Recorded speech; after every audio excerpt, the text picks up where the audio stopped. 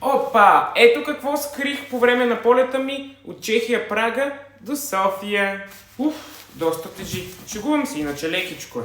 Де факто не го скрих, тъй като аз си бях приорити, на един приятел му платих и той да е приорити, тъй като не беше, имаше само право на раница, а така имаше право на раница и на малко куфърче или сак. И той пое моя сак, а аз бях с раничка на гърба и след този кашон и си минахме напълно легално. Но искам да ви покажа какво се крие тук. Специално от една колекционерка от Чехия. Само да видим как да го скъсам. Ако се чудите защо така е опаковано с тиксо от мен, за да може да е максимално побрана кутията, тъй като самата чанта беше гигантска и заемаше много място. В смисъл, изглеждаше, че вътре има нещо голямо, но нямаше, просто чантата беше обемиста. А не можахме да намерим точния размер чанта. И това, ако се чудите, отново опаковано от мен. Значи това тук е самия кашон, а отстрани съм сложил една чанта от жената. Първо исках с нея да пътувам, но тук се оказа, че дръжката не може хубаво да се хване, беше леко скъсана чантата.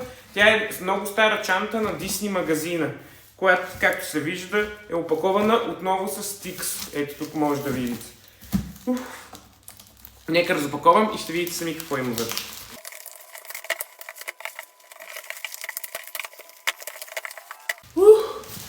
Мале как съм го опаковал.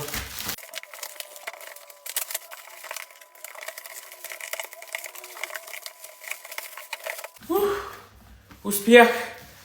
Ето е кутията, разопакована е. Сега тук ще я отворя и ще ви покажа какво се крие вътре.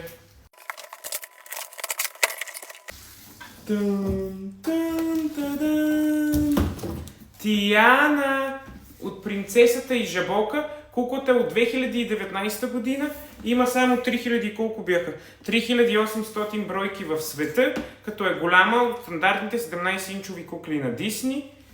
И може да видите само кутията колко е красива и колко е запазена самата кутия. Няма почти никакви забележки, освен и тук от едната страна има тук едни-две забележчици, но само това. И отдолу има стикер, който пише Принцесата и Жабока 10, т.е. 10 години от създаване на анимацията, която е създадена през 2009 година. Това е моята втора кукла на Тиана, аз имам още една, вече става две. Нека сега ви я покажа отблизо. Тън-тън-тън, ето е и Тиана отблизо. Куклата е уникална, хора. Ето тук си пише 10 години Принцесата и Жабока. Тиана Limited Edition е една бройка от 3800, а моята е 3187. Много яко. Уникална е, много ми харесва. Ето тук има даже и някаква жабка, но ще да е по-яко, ако при първата кукла една с зелена рокля, тя мисля от 2009-2010 година, там бяха сложили жаба и исках и тук да има жаба. Но нищо, и тази ми харесва. Уникална. Погледнете само.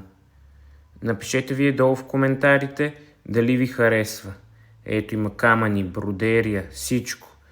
И роклята става от по-светло към по-тъмно синьо, т.е. преливащ. Уникална. И тук отгоре се пише Дисни Принцесата и Жабока, където е дръжката. Ето и кутията отзад, пише някакви работи да ръбъра, сега няма да ги чета. Панделката. Тук отгоре стикерче, всичко си има. Като чисто нова е, хора. Ето ми другата кукла Тиана, тя е от 2024. Също е готина, но тоалета е малко бабешки, ако трябва да бъда честен. Другата е с по-хубав тоалет, но пък по-грозно лице, тази с най-хубавото лице. И от нея колко бройки има? 3500, а онази е с 300 бройки отгоре. Арчал!